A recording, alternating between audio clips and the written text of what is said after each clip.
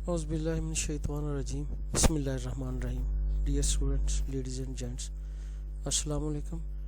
Doctor Rana Yusuf की तरफ से आपको खुश आमदीद। ये जो मेरा लेक्चर है, ये इसका जो टॉपिक है वो है teacher and teaching in Islamic system.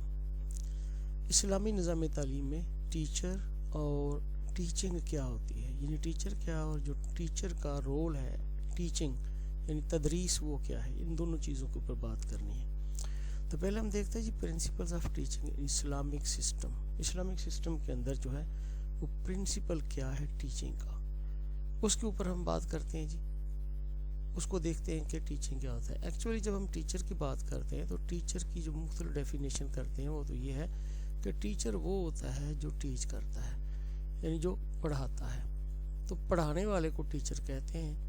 तो इंग्लिश में अगर इसकी हम डेफिनेशन करें, द पर्सन हु टीच्स, वो शख्स जो पढ़ाता है। टीचर इन ए स्कूल, टीचर इन ए मस्जिद, टीचर इन ए मॉस्क, टीचर इन ए मदरसा, टीचर इन ए टेम्पल, कहीं भी पढ़ाता है उसको हम टीचर ही बोलते हैं। तो आइए हम देखते हैं टीचर, इसके असूल क्या है, principles of teaching in Islamic system. और टीचिंग क्या है? The way to teach others, वो तरीका जिससे लोगों को पढ़ाया जाता है, दैट इज कॉल्ड टीचिंग।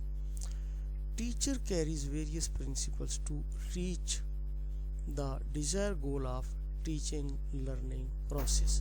इन जो टीचर लर्निंग का प्रोसेस है, पढ़ने पढ़ाने का अमल, उसमें जो रिक्वायर्ड गोल्स होती हैं, जो तयशुदा गोल होती हैं, उन तक पहुंचने के लिए एक टीचर जो है मुख्तलिफ असूलों को मुंतखब करता है, मुख्तलिफ असूलों से सहारा लेता है।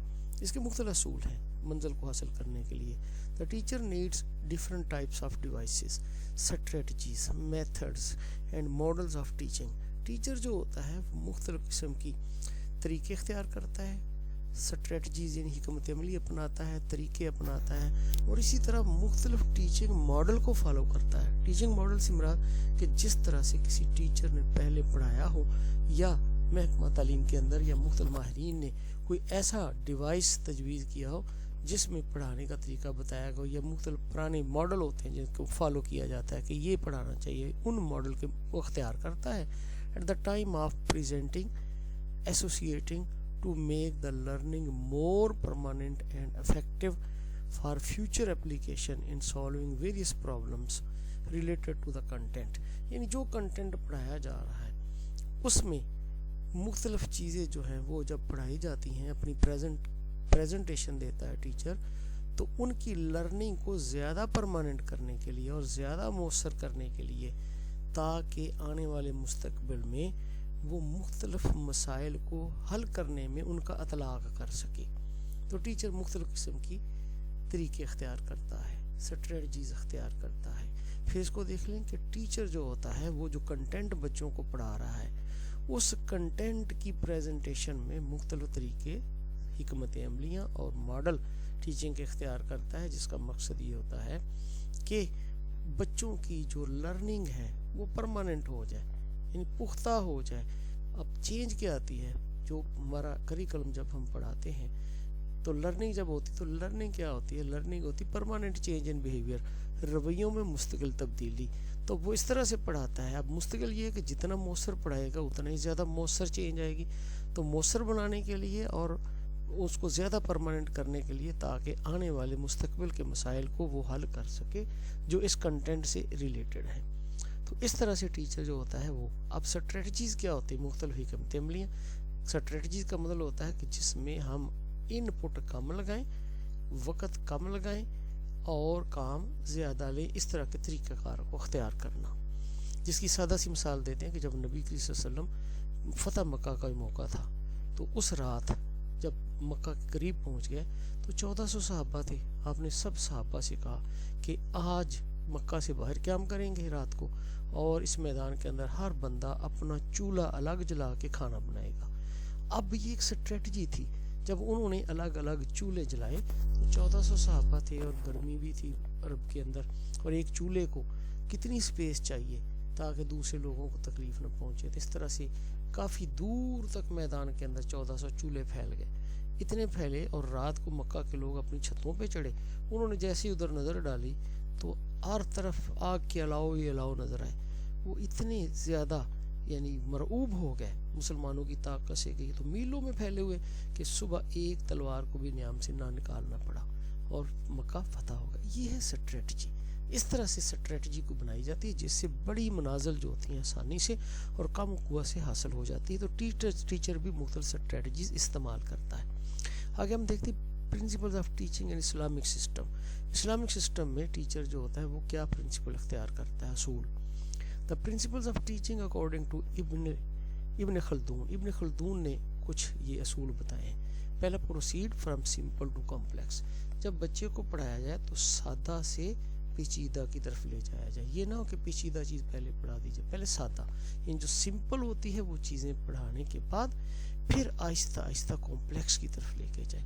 مثال کے طور پر بچوں کو پہلے صرف سمپل جمع تفریق سکھاتے ہیں، اگر میتھ کی بات کرتے ہیں، پھر اس کو تفریق سکھاتے ہیں، تفریق کے بعد تقسیم، ضرب اور پھر تقسیم، تو کمپلیکیشن کی طرف جا رہے ہیں۔ اس کے بعد بریکٹوں والے سوال کرواتے ہیں جس میں جمع بھی آتا ہے، ضرب بھی آتا ہے، تقسیم بھی آتا ہے، اس کے اندر قطع خط بھی آتا ہے۔ تو پھر بچوں کو اصول بتایا جاتا ہے کہ کس چیز کو پہلے سولو کرنا ہے۔ یہ سمپل سے کمپلیکس کی طرف جا رہے ہیں۔ دوسرا، proceed from easy to difficult, اور یہ بھی اصول ہے کہ پہلے آسان چیزیں پڑھائی جائیں اور پھر مشکل کی طرف لے جایا جائے تاکہ وہ بچے جو ہیں پریشان نہ ہو اور اس طرح ان کی لرننگ صلاحیتیں جو ہیں وہ بہتر سے بہتر ہوتی جائے آہستہ آہستہ۔ تیسرا اصول یہ کہ learning material should be well graded. اب لرننگ مٹیریل اچھے گریڈ کا ہونا چاہیے، اچھے معیار کا ہونا چاہیے۔ لرننگ مٹیریل سے مراد جو بچوں کو ہم پڑھا رہے ہیں اس کے اندر اس کا کنٹینٹ یعنی وہ جو بک ہے وہ لرننگ مٹیریل ہی ہے، وہ اچھی معیار کا ہونا چاہیے، اچھا ان کے اس بچے کی نفسیات کے مطابق اور ان کی درجوں کے مطابق، عمر کے مطابق ہونا چاہیے۔ Children learn more easily through concrete example, اور اگر ہم کچھ کنکریٹ مثالیں دیں، ٹھوس مثالیں دیں تو بچے زیادہ سمجھتے ہیں۔ اب کنکریٹ ایگزامپل وہ ہوتی ہیں جن کے بارے میں بچوں کو پہلے پتہ ہوتا ہے، جن کو بچے وہ سمجھ رہے ہوتے ہیں، ان چیزوں کی مثالیں دینا جو بچے کی زندگی کے متعلق ہیں، جس کے بارے میں وہ آسانی سے سمجھ لیتے ہیں، ان کی مثالیں دینا بچوں کو زیادہ پختہ لرن کروا دیتی ہیں۔ مثال کے طور پہ اگر آپ نے ان کو میتھ ہی کروانا ہے تو میتھ کے اندر اگر آپ ان کو کچھ چیزوں کا حوالہ دے دیتے ہیں جس میں ان کی دلچسپی ہے اور اس طرح سے ان کو جمع کرنے کا طریقہ بتا دیتے ہیں تو وہ ایگزامپل کے ساتھ وہ زیادہ آسانی سے سمجھ لیتے ہیں۔ بعض اوقات ایسا بھی ہوتا ہے کہ کسی بچے کو جب ٹیبل پڑھاتے ہیں یا ٹیبل کا استعمال سکھاتے ہیں تو پھر ان کو بتایا جاتا ہے کہ ان ٹیبل کا کیا فائدہ ہے۔ پھر ان کو بتایا جاتا ہے کہ فرض کرو آپ لینے گئے انڈے مارکیٹ سے اور ایک انڈا آ رہا ہے 5 روپے کا، آپ نے سے کہا ہے دکاندار سے کہ مجھے 6 انڈے دو، تو بتاؤ کتنے کو گئے؟ وہ غیر شعوری طور پہ بتا دے گا کہ 30، لیکن ایکچولی اس نے ٹیبل کا استعمال کیا ہوتا ہے۔ پھر اس کو بتایا جاتا ہے کہ دیکھو آپ نے 5 انڈے لیے، ایک انڈے کی قیمت 6 تھی، دونوں کو ملٹیپلائی کر دیا اور آ گیا۔ اس طرح سے کنکریٹ ایگزامپل دینے سے بچہ زیادہ بہتر سیکھتا ہے۔ اور اس کے بعد یہ بھی ہے کہ the learner's capacity to learn should never be lost sight of۔ اب لرنر کی یعنی جو سیکھنے والا جو اسٹوڈنٹ ہے اس کی جو کیپیسٹی ہے سیکھنے کی وہ کبھی بھی اس کو معدوم نہیں ہونے دینا چاہیے، یعنی اس کو موٹیویشن دیتے رہے تاکہ اس کی لرننگ کیپیسٹی جو ہے وہ بڑھتی رہے، ختم نہ ہو۔ the teaching difficult things beyond the capacity of the learner causes repulsion of knowledge۔ اور اگر ٹیچر جو ہے وہ جب مشکل چیزیں اتنی پڑھائے گا کہ جو بچے کی کیپیسٹی سے زیادہ ہیں، کہ اس کی کیپیسٹی سے ہی باہر ہیں، جو اس کی سمجھ میں نہیں آتی، اس سے نالج بہتر نہیں ہوگا بلکہ فراموشی کی صورتحال آ جائے گی، یعنی وہ نالج سے دور ہونا شروع ہو جائے گا۔ تو اس لیے وہ نالج ہوتا ہے اس کے معیار کے مطابق ہی دینا چاہیے۔ پھر ہم دیکھتے ہیں جی principles of teaching in Islamic system of education. پہلے clarify of concepts and perceptions, جو بھی کنسیپٹ ہیں، پرسیپشن ہے، ان کو کلیئر کیا جائے۔ پرسیپشن کیا ہوتے ہیں؟ بعض اوقات ہم چیزوں کے بارے میں اس طرح کے تصور رکھتے جو ایکچولی ہوتے نہیں ہیں، ان کو کلیئر کروائیں۔ مثال کے طور پہ ایک لفظ تنقید ہے، جب ہم کہتے ہیں تنقید تو ہمارے ہاں ہم تنقید سے یہی سمجھا جاتا ہے کہ کسی کی خامیاں نکالنا۔ تنقیدی جائزہ، اس کا مطلب بچے کیا سمجھیں گے کہ خامیاں نکالنا۔ اس کے کنسیپٹ کو کلیئر کریں اور پرسیپشن کو کلیئر کریں۔ بھی کریٹیکل کا مطلب ہرگز غلطیاں نہیں ہوتا، اس کا مطلب ہوتا ہے اس کی خوبیوں اور خامیوں کا ویروا کرنا۔ خوبیوں کو بھی نکالنا اور خامیوں کو بھی نکالنا، اور دونوں کا موازنہ کرنا، نہ کہ یہ کہ اس کی شخصیت کے اندر کمزوری کو ظاہر کرنا۔ اس کا مطلب یہ ہے کہ بطور انسان یا کوئی اس کا کام ہے تو اس کے کام کے اندر کمزوریاں بھی ہوتی ہیں، وہ کمزوریوں کو الگ کرنا اور اس کی سٹرینتھ جو ہے ان کو الگ کرنا، اس طرح سے ویروا کرنا، اس کو تنقید بولتے ہیں۔ اسی طرح سے اور بہت سی مثالیں ہیں۔ ہمارے ہاں یہ سمجھا جاتا ہے کہ جو بندہ سیاست میں آتا ہے وہ اچھا نہیں ہے، نیک بندہ ہے تو کہا جاتا ہے اس کا سیاست سے کیا کام۔ یہ کانسیپٹ ہیں، ہماری پرسیپشنز ہیں جس طرح کے بنے ہوئے ہیں، ان کو درست کرنا، کلیریفائی کرنا۔ یہ کوئی چیز جو بچہ نہیں سمجھ پا رہا کسی چیز کو، اس کو اس طرح سے سمجھانا کہ وہ چیز اس کے ذہن میں بیٹھ جائے۔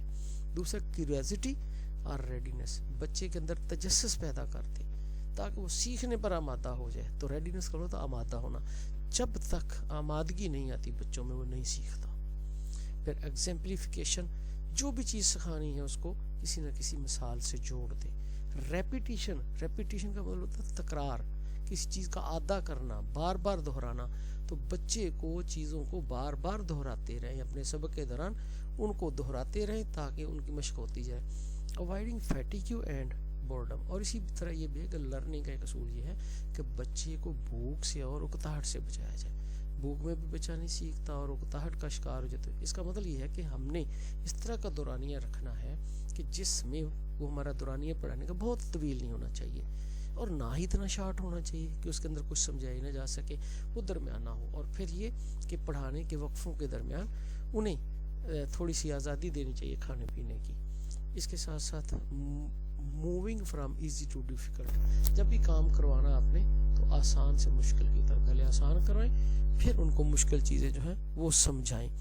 Moving from known to unknown, اور پھر ان کو ان چیزوں کے بارے میں بتا کہ جن کو وہ جانتے ہیں تو ان چیزوں کی طرف لے جائیں جن کو نہیں جانتے۔ مثال کے طور پہ جب ہم کسی موٹر بائک یعنی موٹر سائیکل کے بارے میں کسی بچے کو سمجھانا چاہیں تو پہلے ہم سائیکل کی مثال دیں جو بچہ خود چلاتا ہے۔ جب بچہ خود چلاتا ہے تو اس کا تجربہ زیادہ ہے، تو بچے کو سمجھایا جا سکتا ہے کہ بھئی آپ 2 پیڈل استعمال کرتے اس کو چلاتے ہیں اور دیکھو اس کو بیلنس کرتے ہیں، اسی طرح وہ بھی 2 پہیوں پہ چلتی ہے لیکن اس کے اندر پیڈل نہیں لگانے پڑتے بلکہ انجن کی قوت کے ساتھ چلتے ہیں۔ تو اس طرح سے جو بچے کو چیز معلوم ہوتی ہے اس کی بنیاد کی بنا کر نامعلوم کی طرف لے جانا تاکہ وہ بہتر طور پر ان کو سیکھ سکے، یعنی کسی نہ کسی چیز کے ساتھ اس کی مماثلت پیدا کر دینا۔ آگے ہم دیکھتے ہیں teacher and teaching historically perspective. ہم تاریخ کے تناظر میں دیکھتے ہیں کہ ٹیچر کیا ہے اور ٹیچنگ کیا ہے۔ Teachers play a vital role in Islamic history also. جب ہم اسلامی تاریخ کو دیکھتے ہیں تو ٹیچرز کا بہت بڑا رول ہے۔ ہم ابن خلدون کو دیکھتے ہیں، ابو علی سینا کو دیکھتے ہیں، الکندی کو دیکھتے ہیں، الرازی کو دیکھتے ہیں، اور جب ہم ایک طویل قطار دیکھتے ہیں ٹیچرز کی، یہ سارے ٹیچر ہی تھے اور ایجوکیشنسٹ بھی تھے، تو ان کا بہت زیادہ رول ہے ہمارے معاشرے میں۔ جتنے بھی مسلمان آج تک عظیم انسان دنیا کے اندر پیدا ہوئے ہیں ان کے پس منظر میں کوئی نہ کوئی استاد ہی تھا جو اس کو یہاں تک لے کر آیا۔ جس طرح سے میر حسین جو ہے وہ استاد تھے ڈاکٹر علامہ اقبال کے، تو ان کی زندگی میں ان کا گہرا رول ہے۔ آگے ہم دیکھتے ہیں role of teachers in Islamic system of education. Teachers play a vital role in Islamic system of education. Teacher جو اسلامک سسٹم آف ایجوکیشن کے اندر بڑا کلیدی اور اہم رول ادا کرتے ہیں۔ Role of teachers an Islamic teacher should be. اب ایک اسلامی ٹیچر کو کیسا ہونا چاہیے؟ Consistent in words and deeds, اسے اپنے الفاظ اور اعمال میں کنسسٹنٹ ہونا چاہیے۔ کنسسٹنٹ کون ہوتا ہے؟ استحکام ہونا کسی چیز کے اندر، یعنی اس کے اندر ایک ہی جواب ہو، یہ نہ ہو کہ کسی اور وقت پہ بیان اور ہے کسی اور وقت پہ اور دوسرا ہی کہ الفاظ اور اس کے اعمال کے اندر ہم آہنگی ہو، یہ نہ ہو کہ اس کے الفاظ کچھ ہوں اعمال کچھ ہوں، یعنی اس کا قول اور فعل ایک جیسا ہونا چاہیے، کیونکہ استاد ماڈل ہوتا ہے۔ تو یہ بات ہمیشہ یاد رکھیے کہ استاد جو ہوتا ہے جہاں وہ ٹیچر ہے وہاں وہ پریچر بھی ہے، مبلغ بھی ہے، وہ اپنے اخلاق اور کردار سے بچوں کو سب کچھ سکھاتا ہے جو سو سیکھنا چاہیے ایک اچھا مسلمان بننے کے لیے۔ اس بات کو ہمیشہ ذہن میں رکھیں کہ کتابوں کو فقط پڑھانا یہ ٹیچنگ نہیں ہے، بلکہ اپنے عملی کردار سے بچوں کو سکھانا بھی اس کی حصہ ہے، کیونکہ ٹیچنگ اینڈ ٹریننگ یہ 2 چیزیں ہیں جو ساتھ ساتھ چلتی ہیں۔ पढ़ाने से तो सिर्फ बच्चों को उर्दू आती है, पढ़ाने से तो बच्चों को वो अलूम आते हैं जो सिखाए जाते हैं, लेकिन उस्ताद जो होता है वो अपने किरदार के साथ उनको बहुत कुछ सिखाता है। इसलिए उस्ताद को मॉडल होना चाहिए, कैपेबल ऑफ इफेक्टिव कम्युनिकेशन। अब उसके अंदर कम्युनिकेशन बहुत हो, अबलाग का बहुत ज़्यादा खूबी होनी चाहिए। अबलाग क्या है? अबलाग अपनी बात को समझा लेना, किसी को पैगाम समझ लेना। मिसाल के तौर पे मैं आपको टीच कर रहा हूँ, इस वक्त लेक्चर दे रहा हूँ, अगर आप मेरे अल्फाज को समझ रहे हैं तो इट मीन्स कि कम्युनिकेशन इज गोइंग ऑन। और अगर मेरे अल्फाज जो हैं वो आपकी समझ से बाहर हैं, आप उसको समझ नहीं पा रहे, तो इट मीन्स कि कम्युनिकेशन नहीं हो रही। कम्युनिकेशन का मतलब होता है अबलाग होना। अबलाग का मतलब होता है अपना पैगाम उस तक पहुंचाना, उसका उस पैगाम को समझ लेना। और इफेक्टिव कम्युनिकेशन वही होती है जिसके अंदर जो आप करते हैं, जो आप पैगाम पहुंचाते हैं, वो सही तौर पे उसको परसीव कर लिया जाता है। आगे ऑब्जेक्टिव इन अप्रोच। अब अप्रोच के लिहाज से ऑब्जेक्टिविटी हो, यानी अप्रोच से मुराद सोच भी, अप्रोच से मुराद उसका तरीका भी है, वो भी ऑब्जेक्टिव होना चाहिए। ऑब्जेक्टिव का मतलब ये होता है कि जिसके अंदर कोई ना कोई ऑब्जेक्टिविटी पाई जाए, बामकसदियत हो उसके अंदर। और दूसरा ये भी होता है कि ऑब्जेक्टिव से मुराद होता है कि हर जगह एक ही जवाब आना, एक ही जवाब आना। इससे मुराद ये कि वो अप्रोच या तरीका अख्तियार करे जो मुख्तलिफ उस्ताज़ा अख्तियार करते आए हैं। इसके कई माने निकल जाते हैं। आगे well prepared for the lesson. कोई भी टीचर है, अच्छा टीचर तब हो सकता है जब वो लेसन से पहले अपनी तैयारी करके आए। आमतौर पर हम समझते हैं कि ये तो मैंने बड़ी दफ़ा पढ़ाया है, लेकिन ये बात नहीं है। हम जितनी बार बार पढ़ाते हैं उतने ही ज़्यादा परफेक्ट होते हैं। Practice makes a man perfect. Confident, इत्माद जो होता है, और इत्माद होना ये सबसे बड़ी बात है। अगर कॉन्फिडेंस इंसान के अंदर नहीं है, उसको अपने ऊपर भरोसा नहीं, अपनी सलाहियतों के ऊपर इत्माद नहीं, तो वो कुछ भी नहीं कर पाता, सब कुछ होने के बावजूद भी। और बाज़ औक़ात उसके पास नॉलेज कम भी है, लेकिन उसके अंदर कॉन्फिडेंस है, तो वो उसको बहुत अच्छा परफॉर्म कर देता है। Clear in expression. उसके तासरात वाज़ेह होने चाहिए, पता चले कि इसको किसी की कोई कन्फ्यूजन नहीं है, और पूरे एतमाद हो हर तरह से। Careful and परसासिव। केयरफुल भी हो, मुहतात भी हो, एंड परसासिव, और कायल कर लेने वाला हो, दूसरों को कायल कर सकता हो अपनी दलील के साथ, अपने इल्म के साथ, अपनी जो एग्जाम्पल देता है उससे। जब वो कायल हो जाएंगे तो फिर ही सही मानों में वो सीख पाएंगे। तो ये एक टीचर की जो है वो क्वालिटीज़ होनी चाहिए इस्लामिक सिस्टम ऑफ एजुकेशन के अंदर। अब हम देखते हैं role of teacher in Islamic system of education के अंदर उसका रोल क्या है। उसका रोल ये है कि पहले तो वो पंचुअलिटी को अपनाए, वो वक़्त का पाबंद हो, ताकि बच्चे भी वक़्त के पाबंद हो। जब तक ड्राइवर ना हो गाड़ी नहीं चल सकती। तो एक अच्छा तासर नहीं होता जब टीचर लेट आता है। तो टीचर जो होता है वो वक़्त का पाबंद उसको होना चाहिए, पंचुअल, हर काम वक़्त पे करे, ताकि बच्चों को एक बेहतरीन सबक जाए। दूसरी खूबी उसकी क्रिएटिव हो, तख्लीकी सलाहियतें उसके अंदर हो, और बच्चों में भी यही क्रिएटिव सलाहियतें पैदा करे, मतलब किसी चीज़ को नए करने की। वो जो हम बात करते हैं पुराने दौर के टीचर्स की, कि जिस तरह उन्होंने किया हमने भी किया, तो उस तरह से काम नहीं चलता। वो कहते हैं कि आईने नौ से डरना, तर्ज़े कौन पेड़ना, कठिन यही सफ़र है कौमों की ज़िंदगी में। हमें कुछ नया करना चाहिए, उसको चाहिए कि वो नई नई मेथडोलॉजी इस्तेमाल करे, नई नई एग्जाम्पल इस्तेमाल करे, और बच्चों के अंदर एक विजन पैदा कर दे। फिर सिस्टमेटिक, उसके अंदर सारे मामलात एक सिस्टमेटिकली हों, यानी जब वो पढ़ाए तो तरीक़ाकार एक सिस्टम की तरह हो, कि जिस तरह एक सिस्टम में मुख्तलिफ स्टेप आपस में जुड़े होते हैं, उसकी मेथडोलॉजी भी ऐसी हो कि इस तरह से पढ़ाए स्टेप बाय स्टेप के बच्चे जो हैं वो सीखते जाएं। डेडिकेटेड एंड डिवोटेड, वो अपने आप को वक्फ कर दे अपने काम के लिए, पता चले कि ये जो है ये वक्फ की इसने ज़िंदगी टीचिंग के लिए, वाकई उसके अंदर डेडिकेशन हो, जानसारी हो। Fluent in the language of teaching, और जिस ज़बान में भी वो टीचिंग कर रहा है उसके अंदर रवानी हो, तसलसल हो, अच्छे अल्फाज का इस्तेमाल हो, और फ्लो ऑफ वर्ड्स हो, अल्फाज रवानी से चलते हो। Well informed of development in the field of teaching, और इसी तरह से वो एजुकेशन की फील्ड में, तालीम के मैदान में, टीचिंग के मैदान में, वो नई आने वाली या होने वाली डेवलपमेंट के बारे में भी खूब आगाह हो। जो भी तरक्की हुई है उसके बारे में उसको मुकम्मल आगाही होनी चाहिए, और जिस सिमत में लोग तरक्की कर रहे हैं उसका मुकम्मल होना चाहिए। अब हम आगे जो देखते हैं वो है एग्जाम्पलरी टीचर, کہ ایک مثالی ٹیچر کون ہوتا ہے اسلام کے اندر، ہم نے اس کو دیکھنا ہے. تو ایگزامپلری ٹیچر ان اسلام، پہلے characteristics of an exemplary teacher. جو ایک مثالی ٹیچر ہوتا ہے، مثالی وہ ہوتا ہے جس کی مثال دی جا سکے، جس کو فالو کیا جا سکے. تو he should follow the example of the prophet and seek no remuneration for the teaching the students.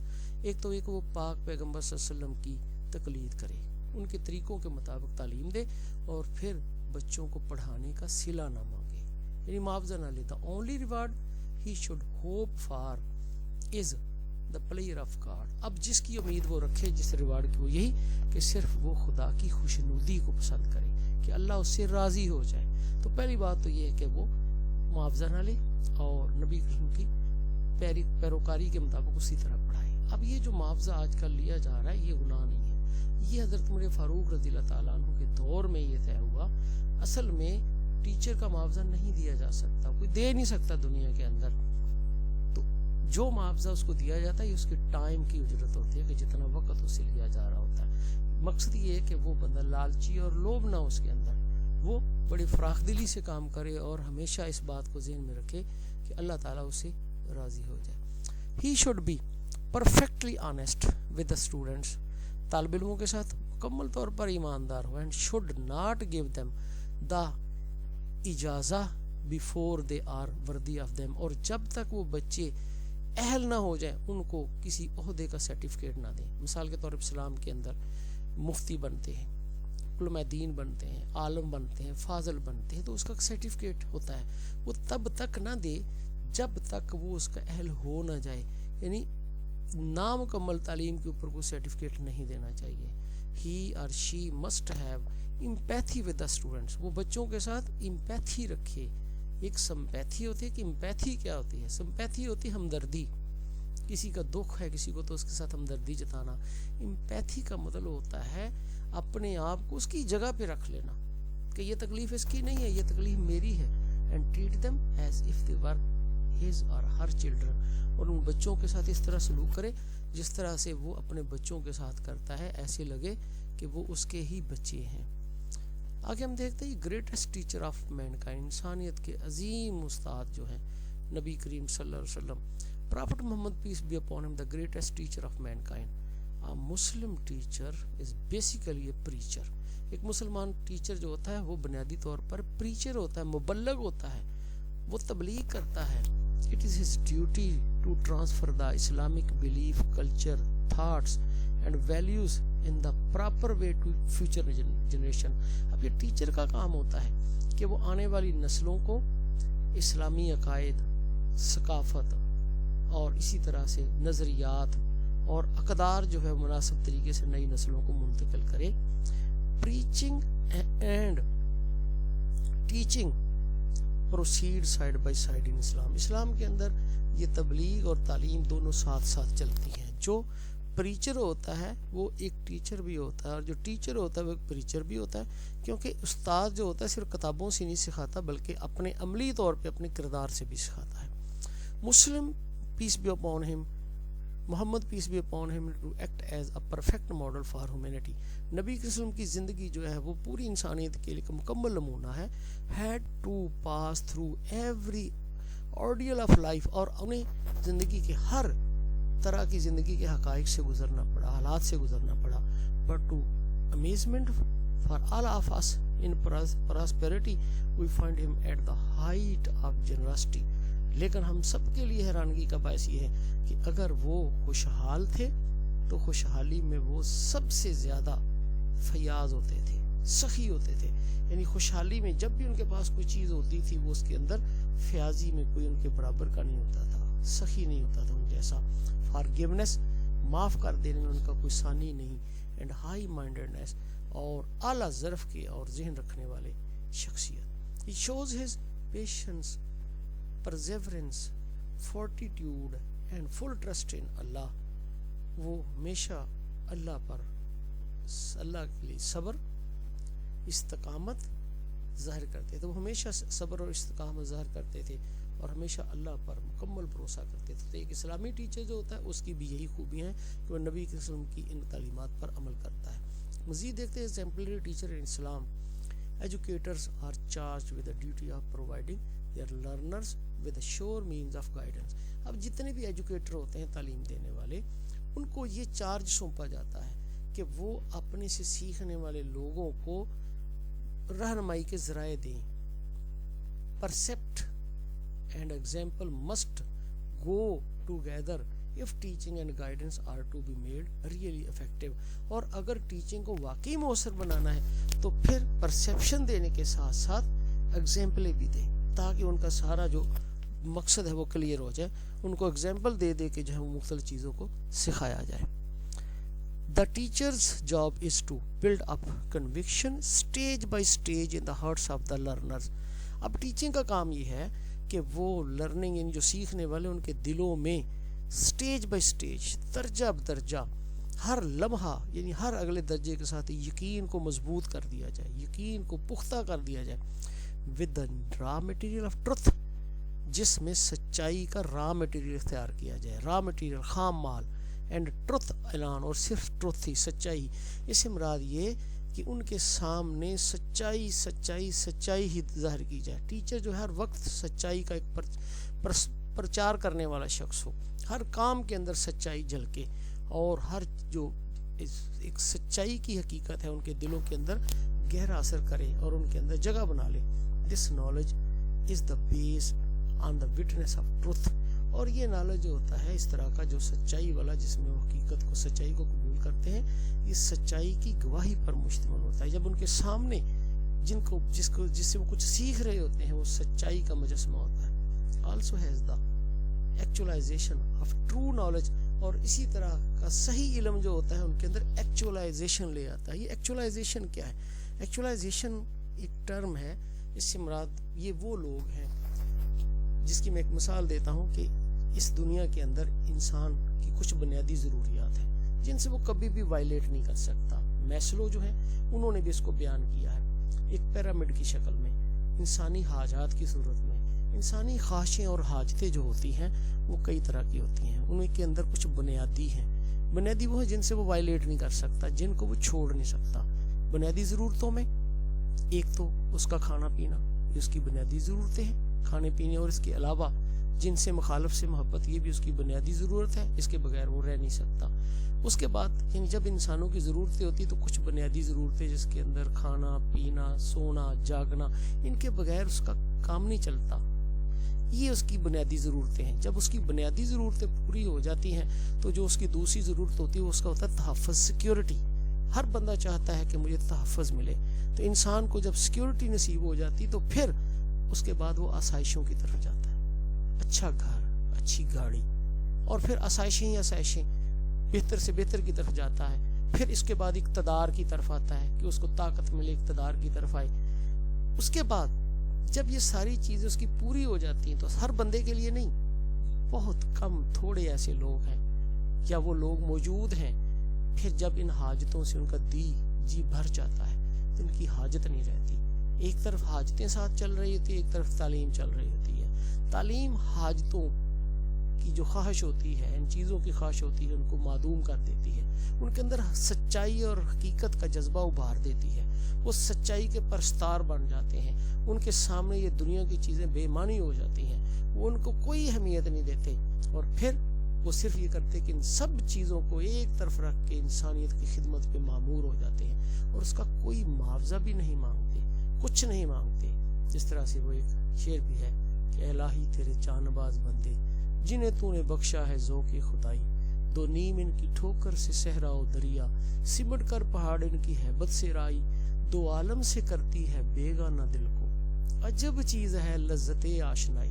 اس شعر کو دیکھیں, دو عالم سے کرتی ہے بیگانہ دل کو, عجب چیز ہے لذت آشنائی. یہ جو آشنائی کی لذت انہیں مل جاتی ہے, حقیقت کی معرفت مل جاتی ہے, اللہ کی محبت نصیب ہو جاتی ہے, پتہ چل جاتا ہے کہ یہ دنیا بے مقصد ہے, اس کا کوئی فائدہ نہیں. اصل تو وہ چیز ہے جو حقیقت ہے, تو اس کو پانے میں لذت ایسی آتی ہے کہ دو عالم سے کرتی ہے بیگانہ دل کو. اس کا دل دو عالم سے, دونوں جہانوں سے بیگانہ ہو جاتا ہے, دنیا کی کوئی چیز اس کو اچھی نہیں لگتی. یہی وہ مقام ہوتا ہے جہاں پہ اللہ کے نبی پوچھتے ہیں صدیق کیا لے کر آئے. صدیق کہتے ہیں کہ حضور سارا گھر کا سامان لے آیا ہوں، اور پوچھا جاتا ہے کہ گھر میں کیا چھوڑ کے آئے ہو، تو جواب ملتا ہے اللہ اور اس کا رسول۔ یہ وہ ہے سیلف ایکچولائزڈ لوگ۔ تو یہ علم جب استاد دیتا ہے اور سچائی کا مینار ان کے سامنے ثابت ہوتا ہے اور ان کے دلوں کے اندر سچائی کو پا لینے کی جستجو پیدا کر دیتا ہے، حقیقت کو جان لینے کی، تو پھر وہ سیلف ایکچولائزڈ ہو جاتے ہیں۔ یہی تعلیم جو ہے وہ بچوں کی عاقبت کو سنوار دیتی ہے، اور استاد کے لیے یہ ذریعہ نجات بن جاتا ہے اور صدقہ جاریہ ہو جاتا ہے۔ اگر teaching methods in Islamic system of education, method کون سے ہیں؟ While studying Islamic history of education, we came to know different fundamental and derived methods of teaching adopted by Holy Prophet, peace be upon him, his companions and other followers. Some of major teaching methods are as follows. جب ہم تاریخ کا مطالعہ کرتے اسلامی تاریخ کا، تو نبی اکرم صلی اللہ علیہ وسلم، ان کے صحابہ اور دوسرے جو ان کے بعد میں فالورز ہیں، انہوں نے جو مختلف طریقے اختیار کیے، ان میں سے چند ایک ہی یہاں پہ تفصیل دیتے ہیں۔ پہلے method adopts by teacher of حدیث، یعنی جو حدیث کے ٹیچر ہوتے ہیں وہ کون سے طریقے اختیار کرتے رہے اسلام کے اندر۔ پہلا طریقہ ہے بک میتھڈ۔ بک میتھڈ یہ ہوتا ہے کہ آپ کلاس میں آئے ہیں، سب بچوں سے کئی کتابیں نکالو، آپ نے ایک پیج نکال لیا، انہوں نے بھی نکال لیا، اس کتاب کو پڑھا دیا، ان کے اندر جو چیزیں ہیں وہ ان کو سکھا دی۔ اس کو ڈائریکٹ میتھڈ بھی کہتے ہیں، اس کو بک میتھڈ کہتے ہیں۔ دوسرا لیکچر میتھڈ۔ لیکچر میتھڈ وہ ہے جس طرح سے میں آپ کو لیکچر دے رہا ہوں، آپ میری بات کو سن رہے ہیں، اور سننے کے بعد جو بھی میں مواد دے رہا ہوں اس کو نوٹ کرتے جا رہے ہیں اور ذہن کے اندر اس کو جمع کر لیتے ہیں۔ یہ لیکچر میتھڈ ہے۔ اگر سوال کی بات میں نشست ہو تو سوالوں کے جواب بھی دیے جاتے ہیں۔ تیسرا ڈسکشن میتھڈ۔ ڈسکشن میں یہ ہوتا ہے کہ کوئی ایک ٹاپک ہوتا ہے، اس کے اوپر گفت و شنید کی جاتی ہے، ہر بچے کو، بندے کو رائٹ ہوتا ہے اس کے اوپر بات کریں، اور ٹیچر یہ موقع فراہم کرتا ہے بچوں کو کھل کے گفتگو کرنے کا، اور اس طرح اس کے کسی پہلو پہ پہنچا جاتا ہے، سلوشن نکالا جاتا ہے۔ اس کے علاوہ ایک اور میتھڈ جس کو کویسچن آنسر میتھڈ کہتے ہیں۔ اس میں یہ ہوتا ہے کہ استاد پہلے کسی چیز کو بیان کر دیتا ہے، بیان کرنے کے بعد بچوں سے سوالات پوچھے جاتے ہیں اور ان کے جوابات دیتے ہیں۔ اس طرح ان کی تیاری ہو جاتی ہے۔ اب بچوں کو یہ موقع دیا جاتا ہے کہ وہ سوال کر لیں، تو استاد بھی ان کو ان کی وہ تسکین، ان کے لیے تسکین کا باعث بنتا ہے جواب دے کے۔ اس کے بعد سٹوری ٹیلنگ میتھڈ۔